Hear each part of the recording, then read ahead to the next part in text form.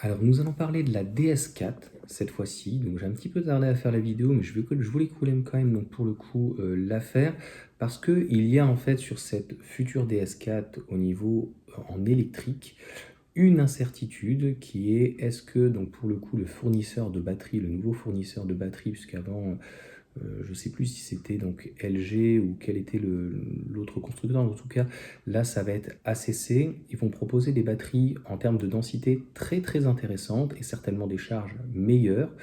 Donc, on sait que le 98 kWh, là, il parle d'une autonomie de 450 km d'autonomie, intéressant, WLTP, et une batterie de 86 kWh.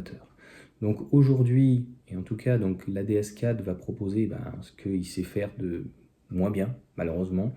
Donc soit une batterie de 60 kWh, et on est en train de parler, ou la batterie donc en net de 51 kWh, donc 54 kWh brut.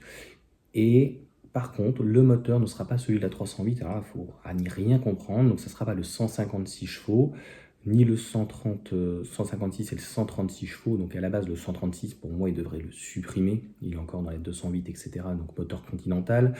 Là le moteur donc 256 c'est avec donc Stellantis et un équipementier donc qui s'occupe de la partie donc motorisation, et là ça sera le 210 chevaux qui est donc dans le nouveau 3008. Donc c'est ça qui est intéressant.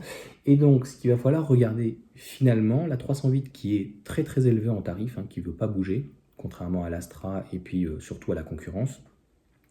Ça serait intéressant donc des perfs, des recharges, de la nouvelle batterie, de la grande autonomie. Finalement, qu'est-ce que le groupe Stellantis va réussir donc à sortir? Donc je te mettrai les informations juste à côté. Et est-ce que le prix, comme d'habitude, va être délirant? C'est ça le truc. Mais même en thermique, quand tu vois le prix d'un DS7 en hybride ou hybride rechargeable, on est entre 50 et 70 000 euros. Alors en fait, tu vois bien aujourd'hui, c'est comme le groupe Renault à l'époque avec le Scénic ou autre. S'ils ne font pas de remise, en fait, le véhicule, il se vend pas. Donc il faudra surveiller, donc pareil, les stocks.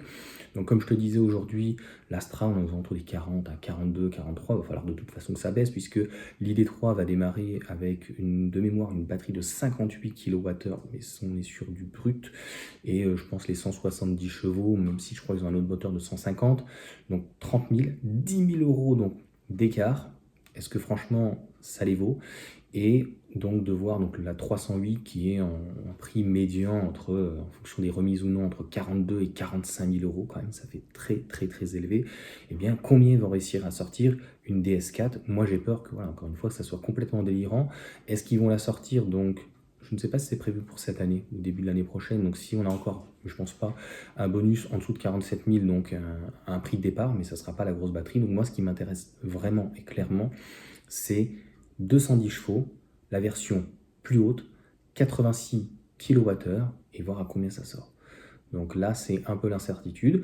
On sait que par exemple avec Volkswagen, mais même parfois avec Renault, mais surtout Volkswagen et surtout au niveau des constructeurs chinois, parfois le Delta, il n'y a pas une si grosse différence. Donc quelle va être la capacité de Peugeot, enfin Peugeot, je vais dire, mais là c'est de DS, mais bon, Peugeot, PSA et Stellantis, à sortir un véhicule là vraiment d'une, je pense, une très très bonne qualité en termes de style, en termes d'intérieur, en termes d'assemblage, en termes de moteur, en termes de batterie, en termes de charge.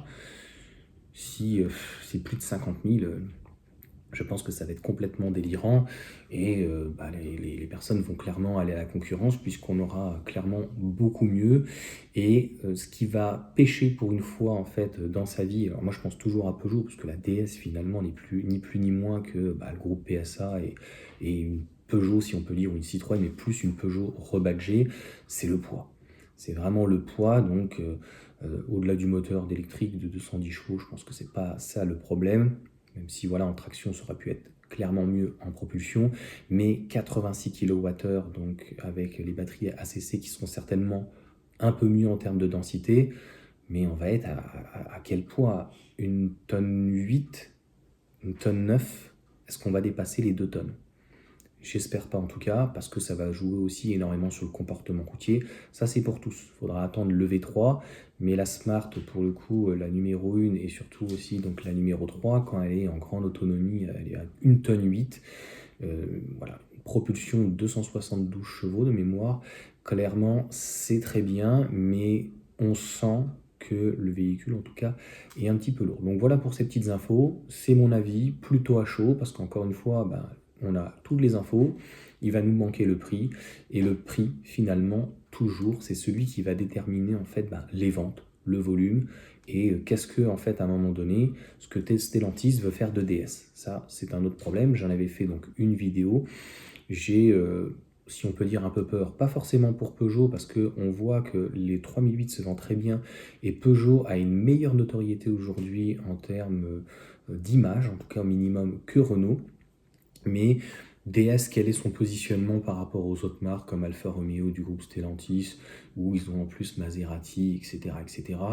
Et puis Opel, voilà, Opel en fait, les deux se retrouvent en fait entre Opel un peu en dessous de Peugeot et DS un petit peu au-dessus de Peugeot.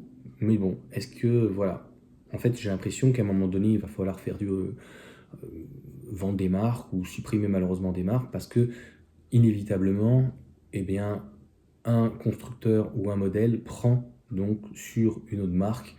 Et je ne suis pas sûr qu'en termes de rentabilité, d'une manière globale, ce soit très intéressant en tout cas pour le constructeur ou en tout cas pour la maison mère. Voilà en tout cas pour cette vidéo. Tu me diras ce que tu en penses.